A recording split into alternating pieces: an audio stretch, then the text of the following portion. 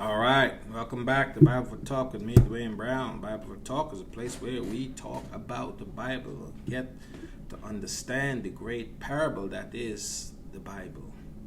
Bible for Talk is where we feed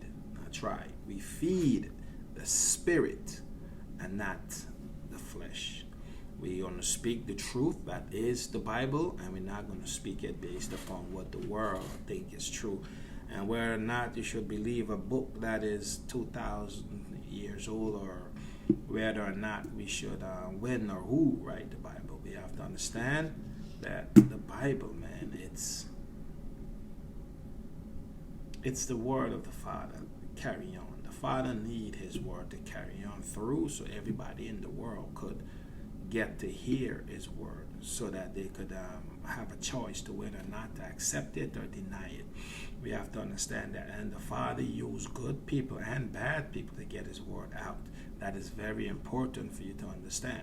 It doesn't matter who write it or what the intention of or how they twist it. The Father is always going to make sure the truth is within there to get you there.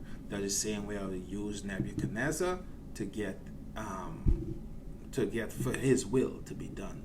The Father do use, like He said, He create both good, bad, and He creates everything. So the same bad people that going around doing things, He create them to do His will. And His will may be just bad.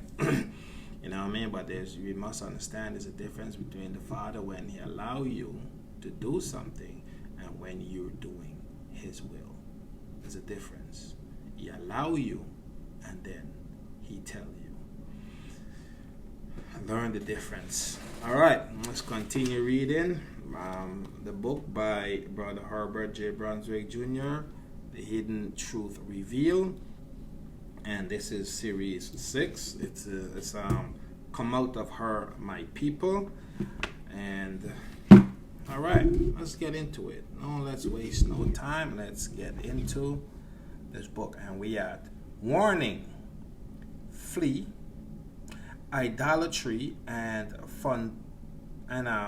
fornication. Warning: flee idolatry and fornication. Okay, flee. All right, there we go. Believe it or not, most professional Christians are members of this counterfeit religious system and don't really know it. I recognize that those are strong words, but actually, this system has become dominant over the last 2,000 years. Today, it is teaching its followers to focus on prosperity, signs, and lying wonders, or just having a good time in the Lord, Yahweh. Many do not pursue knowledge correct. They always want to feel good.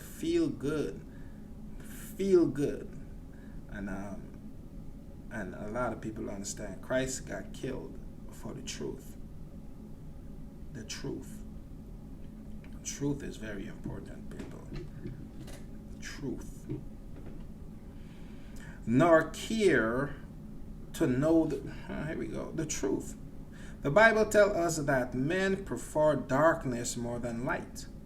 Many professing Christian would rather call those who teach righteousness and try to keep God's Yahweh commandments logistics, or members of a cult rather than saints who are a chosen generation, a royal priesthood, a holy nation, a particular people who are called out of darkness,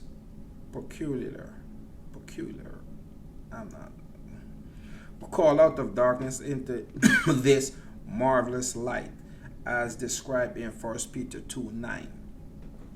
What a tragic mistake that is, to speak evil of those who try to live righteous, live by keeping God's Yahweh commandments before we love him.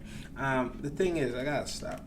Let me just say this, man. The thing is, let me say this. The thing is, a lot of people that's in the church are more connected about the politics and the things that's happening in the world more than the politics and things that's happening in the church.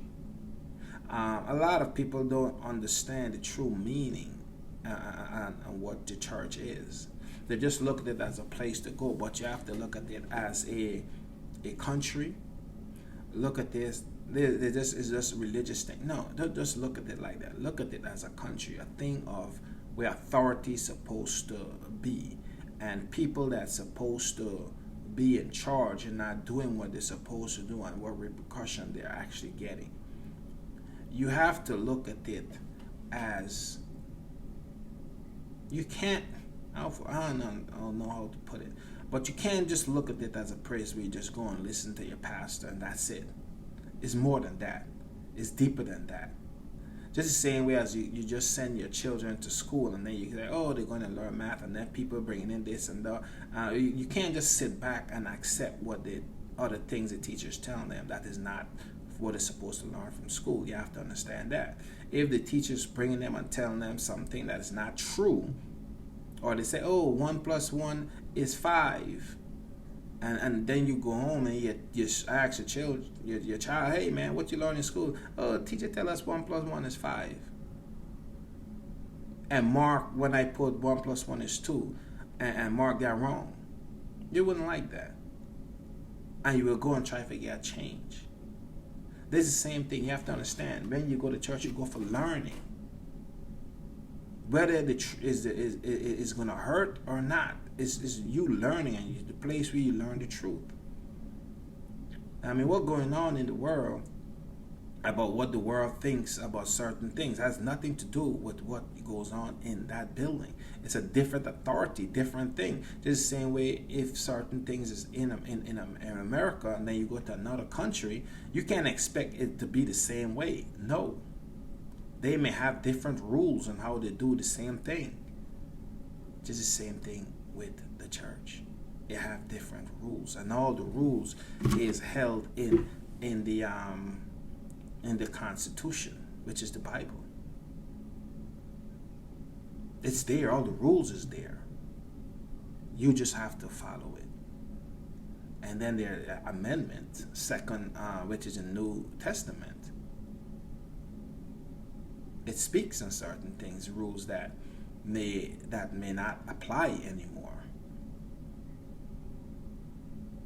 So you have to look at it like that. Don't just look at it as, oh, I'm going to learn about God and then go home.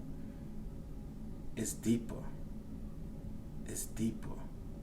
It's authority versus authority. The authority when you go under when you go into the church, and the authority you go under when you come out of the church. All right, I don't want to rant, but let's get into this. All right. Keeping God, Yahweh, commandments because we love him.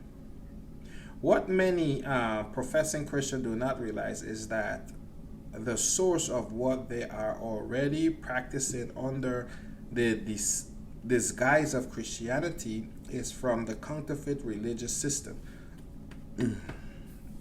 This counterfeit system causes you not to look upon yourself as a saint. It teaches you that saints are people like Saint Valentine. Who is that? Saint Patrick and Saint Nicholas. Santa Claus. Huh? I don't know who those. Who's Saint Valentine and Patrick? Okay, alright, let's continue. I don't know them.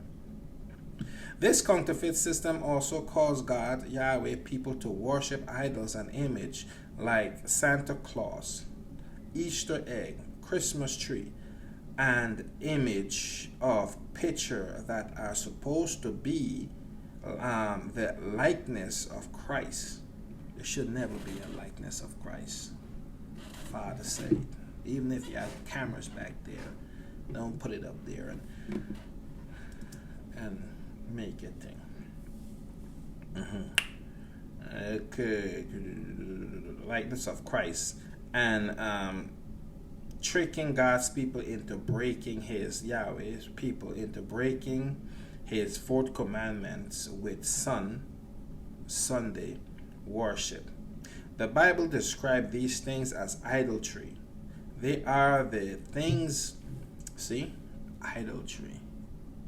Christmas thing. Look at that. Basically, give a little breakdown of what idolatry is and what basically idol worship. Okay. They are the things the people of the world celebrate, but should have no place in Christianity. That's why I don't say I'm not a Christian. The Christian is too. It's hard to tell the difference between Christianity and the world. It's just coming. I said they got a video in church with people twerking and things like that. It's hard now. It's getting real harder to tell the difference. I'm not Christianity, man. I'm a believer. Believe in the Heavenly Father. Yeah, we call His name. I'm not gonna keep calling Him God. No, I'm not calling the title. Call His name. Not just Christians celebrate.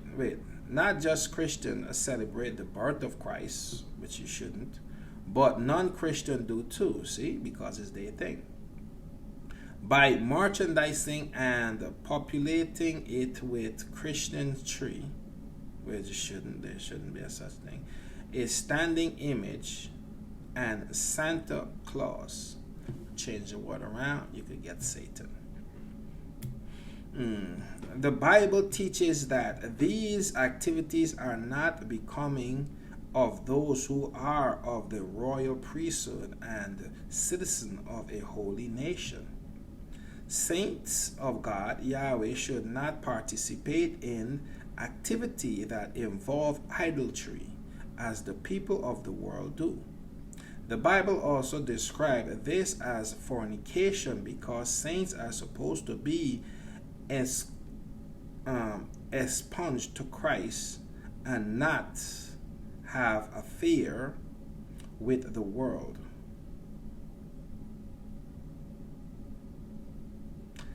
I gotta look up this word. I think I pronounced it wrong. I gotta look it up. Ephesians 5:1-11 reads, Be ye therefore followers of God, Yahweh, as dear children, and walk in love, and Christ also had loved us, as Christ has also loved us, and has given himself for us an offering and a sacrifice to God Yahweh for a sweet smelling savor. But fornication and all uncleanliness or covetousness, let it not be once named among you as become saint. Neither filthiness, nor foolish talking, nor jesting, which are not convenient, but rather giving of thanks. For this is ye know, that no whoremongers, nor unclean person, nor covetous man who is an idolater had any inheritance in the kingdom of Christ and of God Yahweh.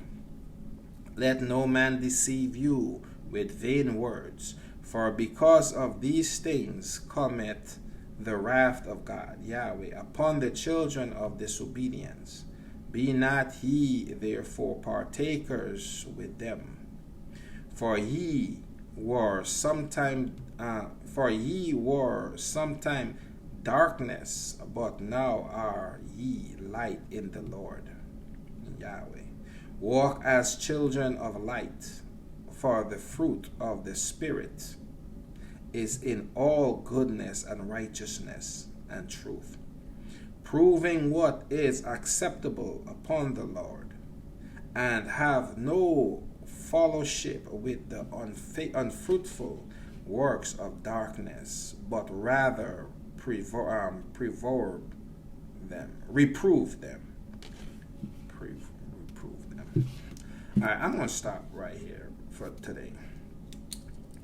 People, it's very important, man, that you do your diligence, because I'm not going to lie, man. A lot of things, most of us grew up in church, and the things we grew up in church, so the pastors, the teaching that they have is never the right teaching, and we must understand that, and we must understand it's our job to not to be ignorant, to say, oh, I've known this all my life, I know this and this and this and this. Just the same way how things in this world change, just the same way your teaching understanding must change. What your parent, that's why they said, first you was a baby. I mean, whatever you get is based upon what your parents give you. Then you start to walk, you crawl with babyhood. And then you grow up and you become an adolescent, where you start to go and explore. You know what I mean? And you learn things where your parents didn't learn. You get things where your parents didn't get. Then you become an adult. And based upon the teaching and the foundation of your parents, you seek it and you learn and you understand it. And the foundation that they give you have to understand, find the meaning behind it, where it comes from and why. And if you see, and then once you see it is a good thing, and then you continue it. But you must understand every foundation your parents give you. And once you understand that foundation your parents give you, then you will make a conscious decision on whether or not to keep it. But if your parents then give you something based upon what they believe in is wrong information, why must you continue wrong information? You understand? So now because somebody give it to you, you will take it and run with it and pass it on. Before you pass it on, make sure you understand the true meaning of what it is and where it comes from. All right, I'm going to stop right here. Once again, thank you for joining me, Dwayne Brown, with Bible for Talk. Please like, share, subscribe. Until next time, hit the notification bell so you know when another video hit. All right.